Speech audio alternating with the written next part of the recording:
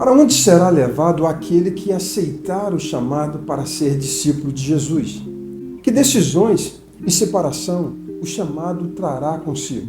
Existem diferentes níveis de comprometimento quando o assunto é seguir Jesus. Na maioria das vezes, escolhemos as áreas nas quais o compromisso nos convém e ficamos distantes daquelas nas quais nosso envolvimento nos custará muito. Arranjamos um monte de desculpas para justificar a nossa indisposição de segui-lo. No entanto, como discípulo de Jesus, será que temos esse direito? Nesse vídeo, eu quero falar com vocês sobre 3 pessoas que, ao longo do caminho, enquanto Jesus viajava, se apresentaram ou foram convidados a seguir Jesus, mas que tinham uma razão, desculpa para adiar ou recusar esse compromisso. Não diferente daqueles dias, esse chamado continua vivo, intenso e irretocável. Claramente, a recusa ou adiamento também fazem parte do cotidiano de muitas pessoas que ainda não compreenderam plenamente a natureza desse compromisso. Eu sou o Júnior Paulino e nos próximos minutos eu quero te convidar a pensar comigo sobre esse tema. Antes, fica aquele pedido para que você que não é inscrito, se inscreva no canal, ative o sino, compartilhe, comente, faça com que esse conteúdo alcance o maior número de pessoas possível. Vamos nessa? Jesus nunca chamou alguém que viesse pela metade, que oferecesse apenas algumas horas escassas do seu dia para ele. Nunca aceitou alguém que tivesse alguma desculpa para seguir. Ele nunca contou com essas pessoas. No primeiro momento, segui-lo parece algo sem conteúdo. Se a gente pensar bem, não é algo que de fato pode ser visto como um programa de vida cuja realização faça sentido. Não é, igualmente, um objetivo ou um ideal a ser alcançado. Para os padrões humanos, não é algo que mereça sacrifício ou pela qual vale a pena investir a vida. Não é uma religião. Não é para ter seu nome no hall de membros de uma igreja evangélica. Não é ser evangélico, nem católico, mas ser seguidor de Jesus.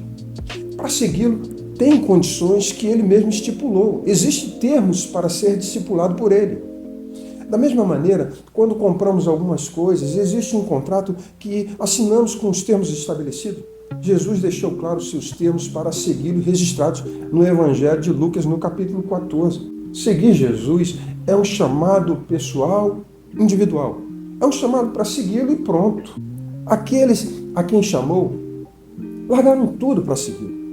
Largaram seus afazeres, suas atividades e assumiram um compromisso total e absoluto com ele. Por esses e muitos outros motivos, as pessoas tendem a achar desculpas para não se tornarem seguidores de Jesus. E dizem assim: eu não tenho muito tempo, tenho que me dedicar ao meu empreendimento, eu estou constituindo minha família, vou casar, etc. e tal. Com essas características, o Evangelho de Lucas, no capítulo 9, a partir do versículo 57, vai narrar 3 episódios onde Jesus se esbarra com algumas pessoas e o diálogo entre elas irá retratar muito bem isso que eu estou expondo. A primeira pessoa procura Jesus e fala de sua disposição de segui-lo, se oferece a ele próprio para seguir Jesus. Jesus, então, conhece o coração do candidato e narra tudo aquilo que implica em segui-lo. O adverte que, enquanto os animais têm refúgio ou ninho, ele não tem aonde reclinar sua cabeça, que não tinha segurança física social, não sabia nem onde iria dormir. A resposta de Jesus adverte o entusiasta de que ele não sabe o que faz. O autoconfiante não faz as contas, seu coração está preocupado com o conforto material, não leva em conta o que representa renunciar a si mesmo. Ele não está perguntando se deve seguir ou se o Senhor quer ser seguido por ele. Não imagina o que é seguir aquele que não tem morada certa e que nesse mundo sequer podia contar com o mínimo conforto e segurança que até as aves têm. Aliás, você já pensou sobre isso? Jesus se volta para a segunda pessoa e o convida.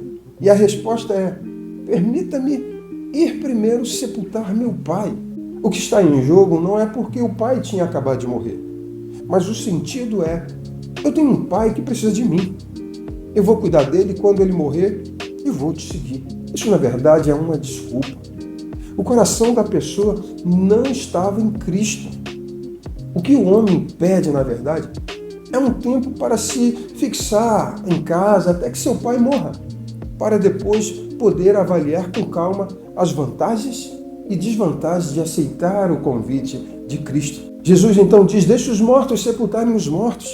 Deixe os mortos fala de um morto espiritual se dedicar a enterrar os seus próprios mortos. Jesus não está encorajando a desprezar seus familiares.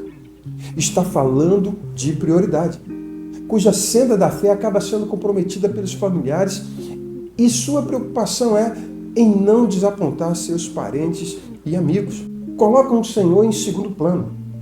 Tem algo que vem primeiro. O Senhor chama esse, mas ele tem algo a resolver antes. Deus quer que cumpramos a nossa responsabilidade, mas ele aponta aonde está o nosso coração. O terceiro se oferece, tem ímpeto, mas como programa de vida por ele mesmo escolhido. Chega até ser contraditório. Ele diz para Jesus: Senhor, eu o seguirei. Na sequência, mas deixa-me primeiro. Quer segui-lo, se põe à disposição, mas julga-se no direito de impor condições. Quer criar ele próprio as condições para o discipulado. Sabe aquela pessoa que deseja ingressar no discipulado, mas ao mesmo tempo quer que ele se torne acessível, agradável e adaptável? O discipulado deixa de ser um discipulado e torna-se um programa para ser desenvolvido dentro do seu tempo. Deixa-me primeiro. Você colocou a mão no arado, não pode olhar para trás. Vai perder o rumo. Pessoas assim são dedicadas às tarefas e responsabilidades lícitas. Porém, quem já arou a terra sabe o quanto de atenção é necessário para manter o alinhamento. Qualquer olhada para trás faz o arado perder a direção e comprometer o plantio e perder a colheita. Significa olhar para a meta, não olhar para o passado, nem para aquilo que está às nossas costas. Como disse Paulo, prossigo para o alvo, para o prêmio da soberana vocação de Deus em Cristo Jesus. Filipenses capítulo 3, versículo 14. Quem está empenhado em seguir a Jesus não pode se deter por distrações. Talvez seja você essa pessoa que, após um chamado de Jesus para segui-lo, esteja vivendo esse conflito. Mas saiba de uma coisa: após esse chamado, a vida de qualquer pessoa só terá sentido se estiver plenamente no centro da vontade de Deus. De outra maneira, ficará para trás. Até o próximo.